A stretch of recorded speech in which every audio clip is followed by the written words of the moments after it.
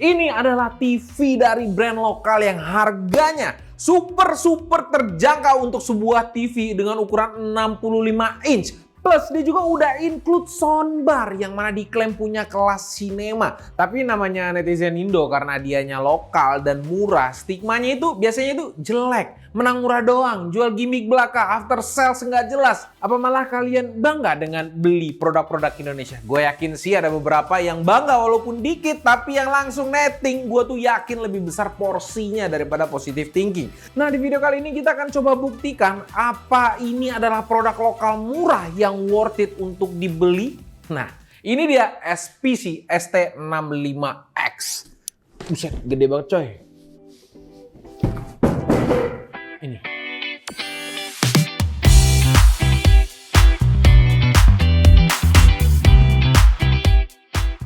Akhir-akhir ini brand lokal tuh emang udah agak mengerikan. Kayak udah janjian aja gitu. Mau dobrak pasar elektronik di Indonesia secara bersamaan karena disupport pemerintah. Nah itu kayaknya belum. Bukan enggak, tapi belum.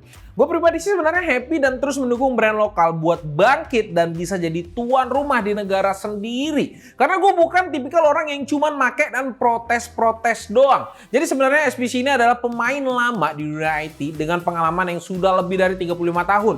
Kalau kalian ingat mungkin dulu ada SPC yang pernah rilis monitor, CCTV, AP, terus ada UPS juga pernah, dan sekarang Smart TV kayak di belakang gue sekarang. Jadi harusnya secara teknologi dan quality itu udah katam banget karena mereka memang sudah berpengalaman. Jadi aman aja harusnya, bukan pemain baru. Secara desain SPC ST65X Smart TV ini cakep, terasa modern dan elegan gitu. Kalian bisa lihat aja kayak di belakang ini kan. Kalau lihat dari jauh tuh jadinya cakep banget. Karena sebenarnya desain ini masih membawa desain pendahulunya yaitu tipe ST65. Masih punya bezel tipis di sekelilingnya yang bikin pengalaman nonton tuh lebih imersif lagi. Ukurannya juga kurang lebih sama dengan lebar 144,5 cm, tingginya itu 87,5 cm, hampir 1 meter. Dan tebalnya ini 8,3 cm, bukan yang tertipis memang. Tapi yang beda adalah bezel bawahnya nih yang jauh lebih tebal dari pendahulunya. Tapi jangan dihujat dulu, justru ini jadi game changers buat seri ST65X ini. Karena disitulah terdapat soundbar built-in yang bisa bikin kalian merinding di harga yang murah. Kalian dapat soundbar. Finishing soundbarnya juga pakai material fabric jadi terasa lebih estetik dan premium. Ditambah lagi logo SPC yang kecil di bagian tengah dengan finishing chrome. Untungnya kecil nggak gede. Kalau gede tuh norak aja menurut gua pribadi. ST65X ini menggunakan stand berbentuk V kayak kebanyakan Smart TV lainnya. Standnya sendiri kurang mantap gitu kalau TV-nya digoyang. Mungkin ini bisa gua demoin ya. Tuh. Memang ukurannya itu gede banget. Nah di sini sebenarnya tuh bikin merinding, apalagi kalau ada bocil yang rusuh di rumah kita kan, siapa tahu ada adik-adik kita yang rusuh gitu kan. Mau standnya mau gimana aja, mau sekokoh apa aja, menopang 65 inch kayak gini harusnya tuh resiko jatuh ada. Apalagi belakangnya kosong. Kalau didorong bisa roboh. Ya pastinya kalau didorong itu pasti bisa jatuh kalau belakangnya kosong. Kecuali belakangnya tembok mungkin nggak bisa jatuh. Kecuali ditarik.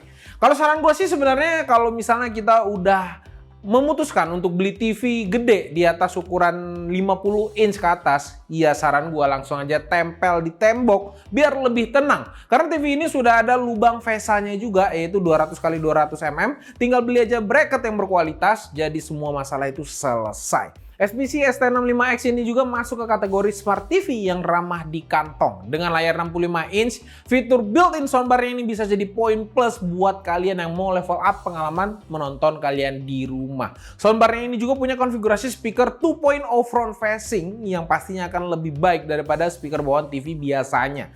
TV ini juga tetap mempertahankan layar dengan resolusi 4K 60Hz dengan panel D-LED yang punya color gamut yang cukup tinggi nih. Sekitar 95%-an untuk sRGB-nya, Adobe RGB-nya 70%, dan DCI-P3-nya 71%. Untuk kualitas panelnya sendiri kelihatan di sini ya, kalau ada perbedaan warna di sudut atas panelnya, atas panel sini dan sini. Perbedaan warna ini konsisten di setiap level brightness ya, tapi saat brightness di atas 50% ini mulai kerasa ngap-ngapan. Setelah kami cek dengan alat kalibrasi kami sendiri, brightness 50-100% menghasilkan cahaya sama dengan brightness pada 350 nits. Dan setelah kami coba pun warna terbaik yang dihasilkan ada pada brightness 50%.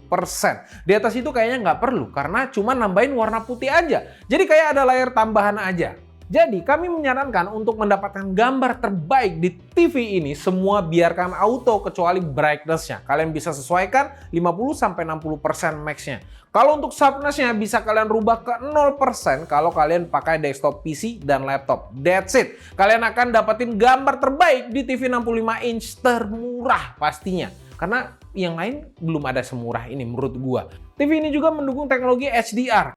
Kalau untuk portnya, TV ini mempunyai 4 port HDMI, dilengkapi dengan 2 USB Type-A juga untuk play media lewat USB, atau kalau butuh keyboard dan mouse tambahan, kalian bisa masukin juga dongle-nya ke USB portnya. Asiknya juga punya port USB, kalian bisa langsung online meeting di TV ini tanpa perlu PC lagi, tinggal colok webcam, buka aplikasi meeting, langsung connect. Gak perlu laptop atau handphone. Misalnya kalau kalian mau lagi bareng-bareng meeting gitu kan, kalian berlima, kalian tinggal tempel aja CCTV. Kalian tempel aja webcam kayak gini, langsung kalian bisa bareng-bareng meeting dengan teman kalian yang sudah ada di layar. TV ini juga punya satu port antena, satu port LAN. Nah ini penting banget kalau kalian nggak mau delay karena mungkin sinyal kalian jauh. Nah kita sih sangat menyarankan menggunakan LAN aja daripada menggunakan Wi-Fi karena lebih stabil dan lebih kencang juga harusnya. Dan ada juga satu port optical, satu lagi ada port TV analog. Mungkin di sini yang perlu ditimbangkan adalah kabel manajemennya aja karena portnya itu ada di kiri dan di kanan. Jadi kami sarankan untuk membeli kabel yang lebih panjang biar enak aja nata ular-ular di belakang layar ini. Biar rapi aja kelihatannya setup TV kalian. Soal spek hardware untuk sistem di dalam TV ini sendiri menggunakan CPU ARM quad-core 1,2 GHz dengan 2 GB memori dan 8 GB storage. Smart OS-nya sudah menggunakan Google TV yang mana lebih banyak fiturnya daripada Android TV. TV ini juga sudah memiliki konektivitas wireless Wi-Fi 5 dan Bluetooth 5.1. Memang belum Wi-Fi 6 tapi masih oke. Dan spek kayak gini juga sudah cukup banget buat mengakomodasi sebuah Smart TV 4K. Kalian nggak akan nemuin lah lag buffering mungkin karena menggunakan Wi-Fi 5 karena udah cukup bandwidthnya. Nah sekarang soal pengalaman gua pakai Smart TV ini gimana? Tapi sebelum gua kasih tahu dan sebelum kalian beli dan pakai, kalian harus tahu dulu satu rumus atau aturan main dari sebuah TV. Karena TV ini besar banget, jadi penempatannya juga harus diperhatikan. Jangan sampai salah, jangan sampai terganggu pandangan kalian ke TV, membuat experience kalian tuh nggak asik. Karena nggak mungkin kan kalian pakai TV sebesar ini tapi dengan jarak kayak monitor desktop PC. Mungkin mata kalian bisa meledak aja. Namun rumusnya adalah TV Size to Distance Calculator. Jadi perhitungan antara ukuran TV dan jarak. Jadi rumus ini bisa jadi acuan kenyamanan mata dan optimasi peletakan sebuah TV agar dapat pengalaman yang maksimal. Kalian juga bisa cari di Google untuk rumusnya, tapi di website airthings.com. Ini menyediakan slider interaktif untuk menentukan 65 inch akan optimal jika dilihat dari jarak sekitar 2,7 meter. Dapat dari mana? Ternyata ada ilmunya yang bisa kalian lihat sendiri dan baca sendiri di sana. Karena kalau dijelasin di sini bisa jadi satu video sendiri, bakal lama. Jadi sebelum kalian beli TV ini, pastikan kalian sudah menyiapkan ruangan dengan ukuran yang cukup. Ini adalah poin yang penting juga untuk kenyamanan kalian. Dengan jarak pandang yang ideal, TV ini akan nyaman banget dipakai buat nonton Netflix, YouTube, atau mungkin nonton TV biasa gitu kan. Harusnya itu udah asik semua. Viewing angle-nya juga luas di sini, sekitar 170 derajat, cukup luas.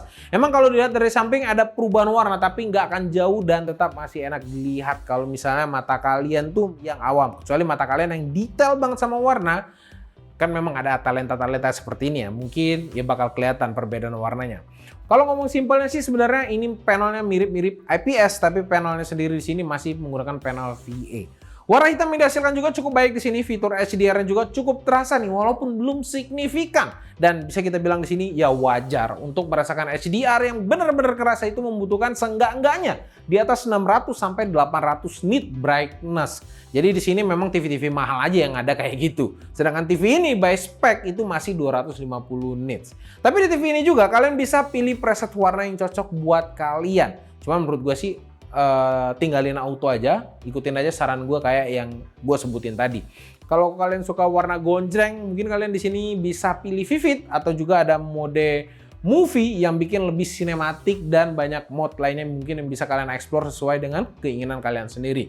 Kalau kalian pakai TV ini sebagai monitor, kalian juga bisa aktifkan game mode dan PC mode untuk mengurangi input lag, dan ini penting harus kalian dengar biar bisa dipakai main game dengan gambar yang cepat. Nih, gue buktikan di sini kalau kita tanpa hidupkan game mode dan PC mode, input lag yang kita dapatkan average-nya itu di sekitar 45 milisekund dengan 20 kali klik.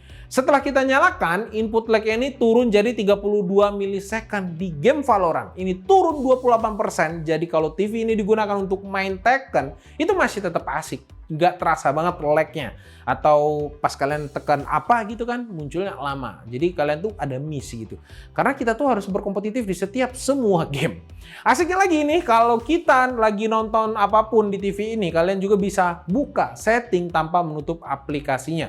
Di kebanyakan brand lain, kalau kalian buka setting aplikasinya yang sedang langsung dilihat, pastinya langsung ketutup. Hal kecil tapi jadi terasa lebih seamless aja menurut gua, dan menurut gua ini poin menarik dan penting. Tapi kelebihan yang paling bikin gua kagum adalah di sini audionya. Beneran nih, ini soundbar dengan dukungan Dolby Audio yang bukan gimmick belaka. Dua driver yang ada di kiri dan kanan ini beneran kasih pengalaman stereo yang cukup asik di harganya. Suaranya ini kedengaran detail dan bassnya juga kerasa di sini, dan suaranya ini kencang pol. Gua aja di studio yang cukup besar menurut gua ya, nggak tahu menurut kalian. Ini paling nyaman di sekitar 30-40%. Di atas itu mungkin tetangga gua kayaknya bisa ngomel kali, mungkin bisa ngelempar batu di kaca gua. Ini sih kalau TV-nya datang di 1 minggu yang lalu, gua mungkin udah pakai nobar sekomplek kali di komplek ini ya. Walaupun bisa dibilang nggak rukun-rukun amat sama komplek-kompleks ini. Emang nggak salah sebenarnya kalau SPC bilang TV Cinema Sound di TV ini.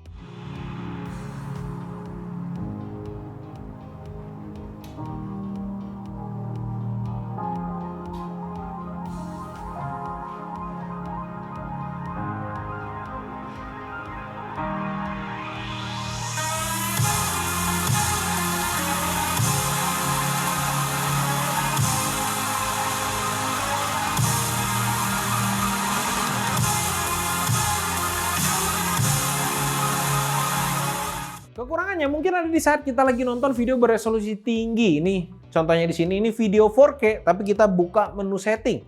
1, 2, 3. Akan terasa lag sedikit. Nah, jadi mungkin itulah kekurangannya. Jadi kita harus berdamai sedikit lah dengan menunggu 1-2 detik untuk muncul OSD-nya. Mungkin karena prosesornya lagi bekerja keras, jadi terasa lambat aja mungkin. Karena ini kan videonya 4K. Cuman gua nggak tahu di TV lain. Cuman kalian mungkin bisa komen mengalami hal yang serupa apa enggak. Tapi kalau nggak buka-buka setting itu aman aja, nggak ada ngerasa lag sama sekali. Kayak kalian lihat dari tadi kayak di sini kan nggak ada lag sama sekali. Tapi ini nggak akan kejadian kalau TV ini dijadikan monitor PC desktop atau laptop atau konsol game. Kalian mau nonton video apapun dengan resolusi apapun, 4K juga, atau mau main game, itu nggak akan bikin menu lag. Kalian tekan setting aja nggak akan nemuin lag, nggak akan ngerasain lag. Karena yang diambil cuman inputnya aja. Kekurangan lainnya paling di remote-nya aja. Mungkin bisa dibuat lebih simpel kayak Smart TV Android lainnya. Jadi lebih simpel aja makainya. Dan lebih ringan dan lebih kecil mungkin ya. Kesimpulannya sih, SPC ST65X ini adalah TV 65 inch 4K dengan built-in soundbar yang punya kualitas gambar yang sangat oke di harganya. Suara yang siap didengar satu komplek.